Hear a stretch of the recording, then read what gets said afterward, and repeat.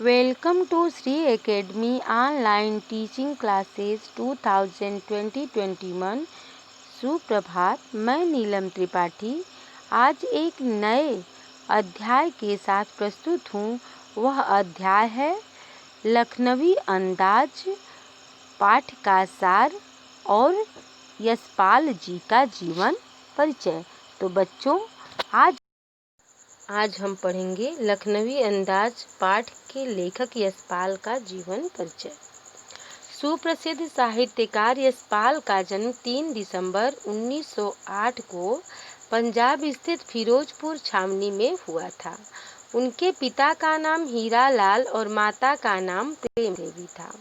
फिरोजपुर से मैट्रिक प्रथम श्रेणी में उत्तीर्ण करने के बाद लाहौर के नेशनल कॉलेज से बीए की शिक्षा ग्रहण की। वहीं उनकी मुलाकात भगत सिंह और सुखदेव जी से हुई। स्वाधीनता आंदोलन में भाग लेने के कारण उन्हें जेल की यात्रा भी करनी पड़ी। उनकी मृत्यु 26 दिसंबर 1976 को हो गई। रचनाएं। यशपाल ने अपनी रचनाएं विविध रूपों में प्रकट की हैं। उनकी रचनाएं निम्नलिखित हैं: कहानी संग्रह, ज्ञानदान, पिंजरे की उड़ान, तर्क का तूफान, वाह दुनिया, धर्म युद्ध, फूलों का कुर्ता, शानदार उत्तराधिकारी, चित्र का शीर्षक, सच बोलने की फूल, उत्तमी की माँ आदि। निबंध, न्याय का संघर्ष, बात बात में, चक्कर क्लब, देखा समझा आदि।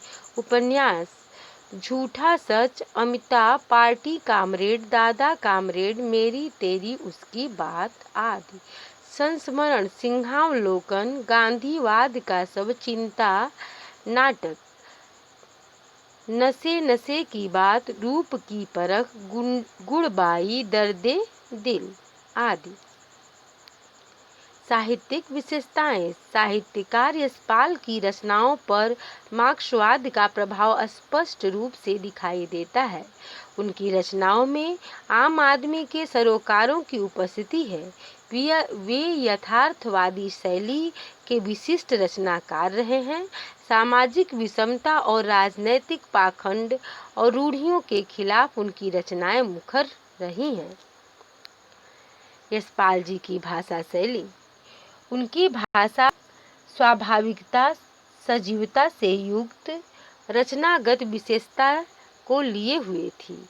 उनकी भाषा अत्यंत सरल, सहज, पात्रानुकूल तथा भावाभिव्यक्ति में समर्थ है।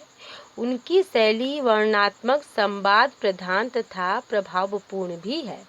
भावों के प्रभावी अभिव्यक्ति के लिए उर्दू और अंग्रेजी शब्दों का भी उन्होंने प्रयोग किया है, जैसे तत्सम शब्द में सज्जन, सतृष, निःश्वास, चक्षु, ज्ञान, विघ्न आदि।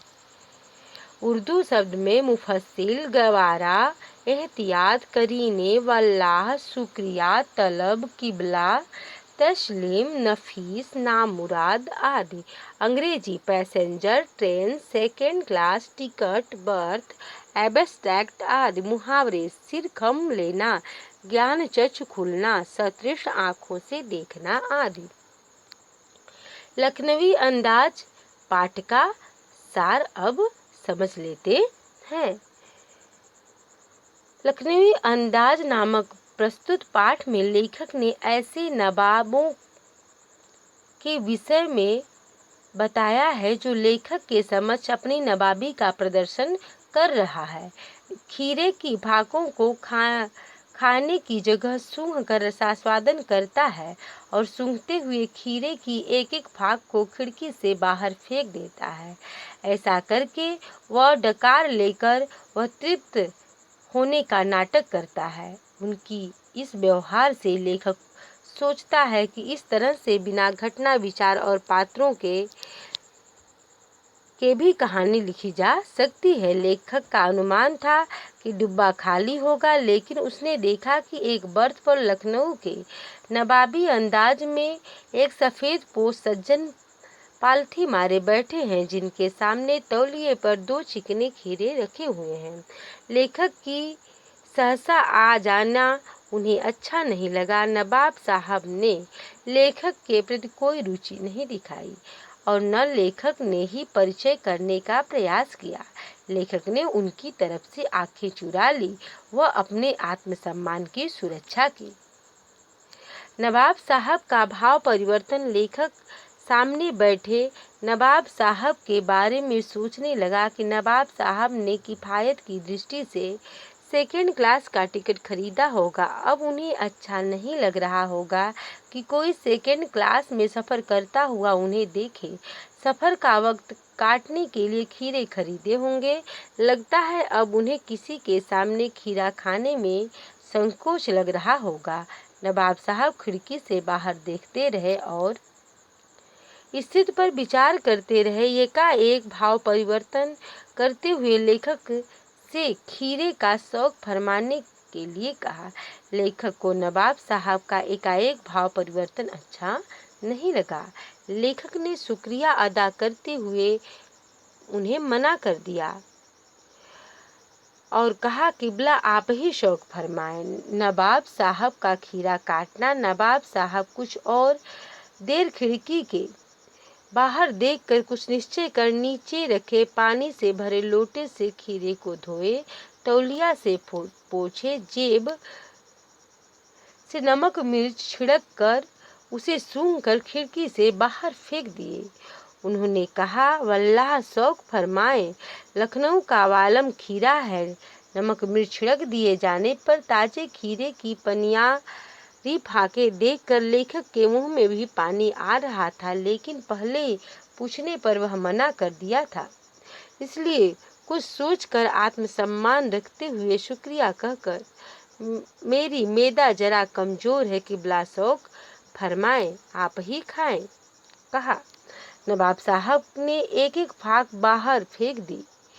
नवाब साहब ने नमक मिर्च लगी खीरों की फाक की ओर एक बार फिर देखा, फिर खिड़की के बाहर देखा, दीर्घ श्वास लिया, फिर एक एक फाक उठाई, होठों तक ले गए, सूंघा, स्वाद के आनंद में पल के मूंद गई, मुंह में भर आए पानी को गले से उतार लिया और फाकों को एक करके सूंघ कर बाहर फेंकते गए।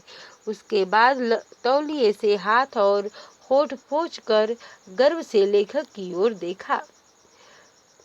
वह लेखक को एहसास कराना चाहते थे कि हम सभी रईसजादे खीरे को खाते नहीं, खीरे को सूंघकर ही फेंक देते हैं और हम सबके पेट भर जाते हैं, पेट को तृप्ति मिल जाती है।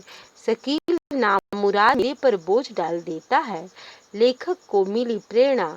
नवाब साहब की डकार से लेखक के ज्ञान चक्षु खुल गए और सोचा, खीरे की सुगंध और स्वाद की कल्पना से यदि पेट भर जाने और डकार आ जाए तो बिना घटना विचार और पात्रों के भी इच्छा मात्र से नई कहानी क्यों नहीं बन सकती, अर्थात यह कहानी लिखी जा सकती है।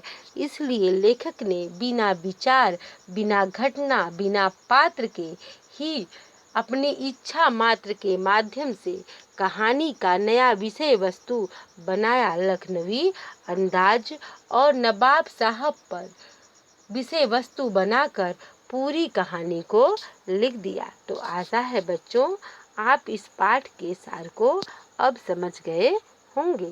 धन्यवाद।